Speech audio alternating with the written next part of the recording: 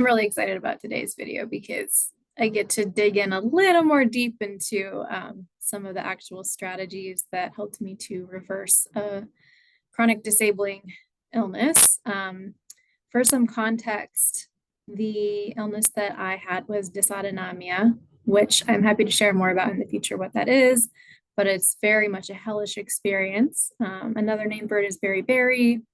It's an autoimmune illness. It's a neurodegenerative disease, often triggered by some kind of trauma, but not always, like a physical trauma to the body or otherwise. But it basically involves all of the systems and the deep systems of the autonomic nervous system, immune system, excuse me, and endocrine system to go totally out of whack. And it's extremely painful, scary, and crippling. So what I want to talk about today, though, is I'm sure over time I'll cover all the different things that I use to help me. But in particular, I want to focus today on one of the key things that helped me, which is resetting my gut microbiome. And side note, I will link below a couple of the nutritionists that I worked with to help me with the physical dietary part of resetting my gut microbiome, Mary Reddick and Jen Donovan. So if you want to look into them, check out the links below. And part of how I discovered the idea of working to reset the gut microbiome was because I wasn't finding any solutions in conventional allopathic medicine. It was all symptom management or just messages of having to figure out how to live your life in a more handicapped or disabled state. And I didn't want that for my life. So there's a lot coming out now and has been for a while, but it's becoming more popularized and more in the consciousness of the public about the metabolic health. And perhaps at another time I can get a little bit into metabolic health at the cellular level. But today I just want to talk about the gut microbiome. The microbiome is actually not just in the gut, even though the gut is kind of like the seat of so much of that. The gut actually houses a huge percentage of the immune system and nerve pathways as well. So addressing whatever is out of whack in the gut is a huge way to shift and rearrange the systems of the nervous system and the immune system and the endocrine system. But a side note that the microbiome is everywhere. It's in our mouth, it's in our eyes, it's in our skin. So I won't go today into all the ways that we can help shift the microbiome in various forms. But I'll instead just focus on the gut. And what I want to talk about in particular is how when I began the process of reversing gut dysbiosis through the nutritional guidance of the folks that helped me with the gut reset, what helped me so much was having the knowledge that I do about the nervous system and how to work through trauma states or survival states in the body. Because when you're resetting your gut, it's very much like resetting the plumbing in your house, or for a natural metaphor, like pulling layers of pollutants out of a riverbed where they've kind of been caked into the banks. But as you begin to sort of provide a safe and clean environment for those things to move, they sort of loosen and come out of the riverbank, or in the case of the gut, out of the gut villi, or out of different tissues in the body, or places where they've been stored literally in the colon and the intestines, and they start to flow with the river, right? Flow through the detoxification organs, the kidneys and the liver, through the bloodstream, through the urine, through defecation, through sweat, even through breath and exhalation, and through, for some people, including myself, through the nerves, so through tremors and shaking and like uncontrollable like seizures and things like that. But to think of it as pieces that were unhealthy or toxic to the ecosystem, coming up and out of the tissues into the stream, and to get flushed out and to free the body to breathe more deeply, to have vitalization where it was stagnant, to bring circulation where there was not circulation, to revitalize the areas of the body that were backed up and creating some kind of disease. And side note, also, like, this includes the intense roller coaster up and down swings that are part of flare-ups in an autoimmune process, which are almost like when this is happening at an acute level, because it's so backed up that it's just kind of like, any like small indication of allowing movement will just kind of dump a huge amount of material, and then it's just so overwhelming, and your body like clamps back down again, and you go through this really debilitating chronic experience of flare-ups, and then feeling exhausted and heavy and achy and flare-ups. And it's exactly what in the nervous system language we talk about as freeze. And this is an interesting thing to understand, because on the surface, a lot of people understand that freeze is like numbness. But what people often don't understand is that it's actually the highest and most intense state a nervous system can be in. It's more intense than heart racing, feeling like you need to run away in flight, or hot anger, like clamping, wanting to hurt, or be aggressive, fight. Those more active and acute forms of survival states are actually less intense than freeze, because freeze is what kind of comes on the top of those programs not actually finding a way to address themselves. And so they kind of get burnt out and tired out, and the system kind of just, one of my teachers has talked about it almost like a blackout in the city. There's too much power. It's just going to go into an outage, and we're going to try to preserve energy by like having the power go out. And that happens in our body. And so systems actually shut down because they're so overwhelmed. This is same thing with like insulin resistance and diabetes. And there's 100 examples I could go into, but that's the basic mechanism. So the thing that's important to understand with, coming out, doing a deep reset of the gut microbiome is very similar to coming out of freeze. So if you're at a state of chronic illness, there definitely is a lot of freeze going on for one reason or another, because there was an overwhelming amount of information intensity going on in your body, too much for it to process, and certain systems had to begin to shut down.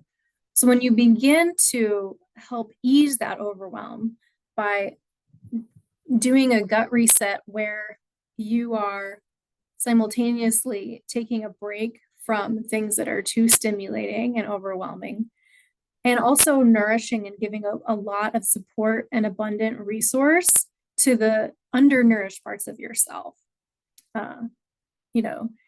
In OI and in the work that I do, it's very much about supporting and resourcing and strengthening the ecosystem so that it can then begin to flush or cleanse or set boundaries or move out the elements that are unhealthy. A lot of systems that don't work focus on detox or clearing a system without first fortifying it, and that can actually make it worse, because if a body is not strong in their foundation and well nourished at the cellular level, they might temporarily flush things out and feel temporarily better, but they haven't addressed the root and they haven't nourished themselves, and pretty soon the symptoms are going to come back, and it might be even harder to fight them off because they're even more tired from having done the flush. So anytime there's a chronic situation, it's good to use the system of nourish and build, and then support ease for the natural detoxification that's going to happen. So back to how this relates to the nervous system. And this is where I feel so fortunate that I was in the study of neuroplasticity and nervous system trauma reprocessing, because it helped me to not freak out, even though it was terrifying during the process of resetting my gut. Because I understood that coming out of freeze requires a temporary period of acute cycles of fight, flight, intense survival energies moving through the body. I could be strong and meditate and build resilience, even though my body was going through some extremely uncomfortable experiences. And when I say body, our body is connected. Our biology is also our mind, our psychology, and our emotional states. So it was also affecting mood and big swings and emotion and even thinking processes were all wacky, like brain health, gut brain connection, deeply interrelated. So something that's really useful to think about in the same way that even though it's counterintuitive, it's true that coming out of freeze leads to a more acute situation temporarily that feels scary, but that's kind of how one has to move then into a fully liberated state. It's like, oh, free and clear and grounded and regulated. It's the same with inflammation. So we really want to stop thinking of inflammation as an enemy. When it's chronic, yes, it is. When it's chronic inflammation, it's just like freeze. But when we begin to clear the gut of pathogenic material, whether that's bacteria, whether that's parasites, whether that's heavy metals, whether that's chemical pollutants, extra hormones, extra things that have built up in the processes going on, we will experience periods of acute inflammation. And it's important to think of them as actually an important part of the healing process. I think it was Mary that said something like, if if someone has an injury to their arm, you wouldn't think it weird that you need to put it in a cast and it's going to feel kind of weird for a while the bones reset. Well, it's the same thing when you're resetting your deep microbiome and your nervous system and your immune system, only it takes a lot longer. And you can't like put a full body cast on or a cast around your nerves and your blood and all of that. But it's important to think about it kind of like creating a really safe and stable, prolonged container in which to allow the process to occur that liberates inflammation from the cycle of chronicity and allows it to actually gain momentum and peak into moments of acute intensity so that it can complete the cycle and let go of you and you be free of it. Okay. So in the same way I've talked about how regeneration sees symptoms as wise messengers, inflammation is too. And we want to free inflammation to complete what it's trying to accomplish so it doesn't have to stay stuck in these chronic cycles of hiding and then coming out and hiding and then coming out. We want to draw it out, not forcibly, but by fortifying and nourishing and creating a safe and protected, stable container for it to complete itself. And to recognize that what's happening is we are being freed. This temporary acute inflammation is actually something that was stuck inside of us that is actually moving out literally.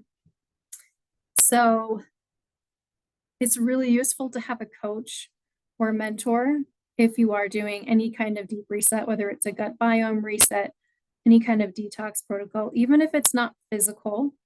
And I believe that our psyches and nervous systems are often doing this all the time.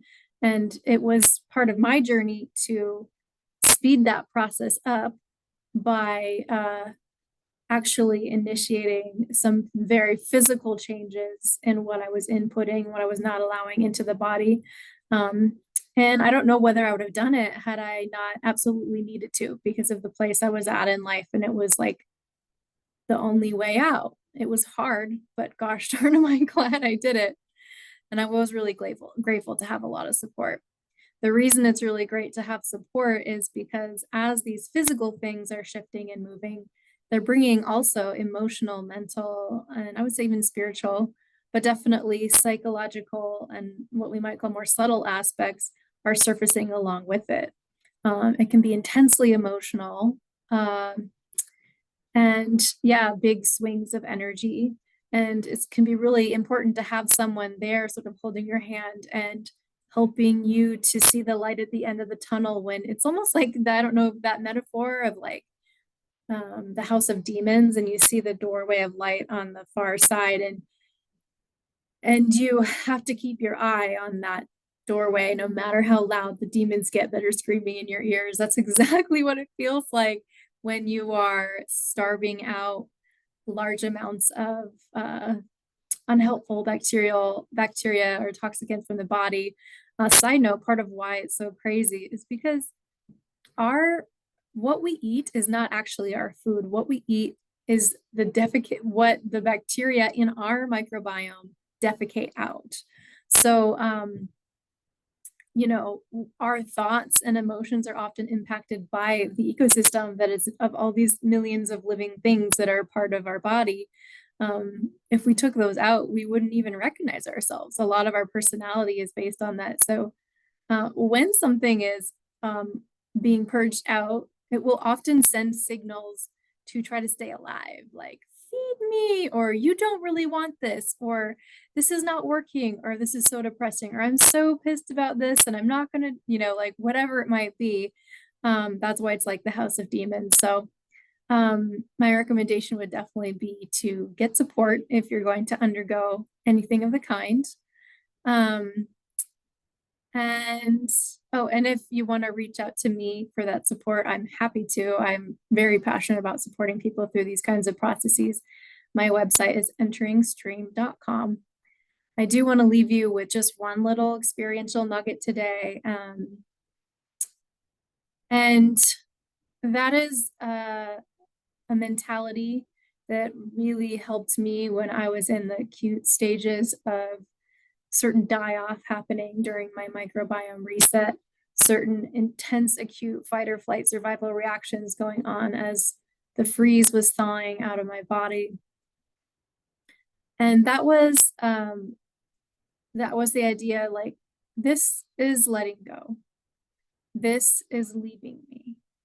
This state of intense, profound discomfort and pain, or paranoia, or racy thoughts, or insomnia, or even tremor, or neuropathy, or pain, whatever it is, this is the thing, this is the skin I am shedding as a snake, right? This is the layer that is rising to the surface to go away. It is getting very loud and very painful, not because it's getting worse, but because it is actually coming into the light, onto the edge of me, so that it can come outside of me and be gone, and I will be free of it. Keeping that mentality, and something that can help with that somatically, is to orient in a way, which could also be basic orientation of tuning to the space through your senses, but it could also be a kind of energetic orientation in which you feel, and if it's too close to feel the edges of your body, right? Like if you're experiencing something intense in some part of your body, you could widen your attention to the edge of your whole body and feel the shape of you as a safe, contained whole body that has this intense or painful experience happening inside of it, but that's only just one part, and you're giving it like a sense of some space. It's like one small part of a house and the whole house is okay, it's stable. Or you can stretch that. Like there were times where my whole body was in pain and racy, and that wouldn't have worked. So I would stretch my awareness to the room and feel held by the space of my house. Or sometimes it might feel even better to feel held by the land or the earth space, or even wider out into celestial bodies or subtle energies that are benevolent, even the stars. But that widening of the awareness at whatever level feels like the right level for you, where you don't have to suppress the uncomfortable thing that's coming up, this acute inflammatory thing that's coming up, but you also don't get overwhelmed by it, like your whole world is like myopic and stuck inside of it. So it's this both and. Yes. I feel this discomfort, and I'm held in this space where there is room for that, and it's okay. Yes, I feel this discomfort where there is room for that, and I am in this larger space where there is room for that, and it's okay. And ultimately, this comes down to some really deep compassion work for ourselves, where we can welcome the acute inflammation as an important part. Think of it almost like a part of our vitality is returning to us as we shed whatever gunk was on the top of that, blocking that. The energy underneath the pain or the inflammation or the tremor or the tachycardia or the symptomology or the emotion swirling or the anxiety, whatever it might be, that's like the gunk falling off. But what's moving it up and out to the surface is vitality and aliveness. That's our life force coming back. And I guess my message ultimately is just trust your aliveness. Know that it's benevolent. Know that it's wise. And you're not alone. And if you need any support in the journey of coming out of chronic patterns, working through the acute cycles, and coming to freedom, feel free to reach out.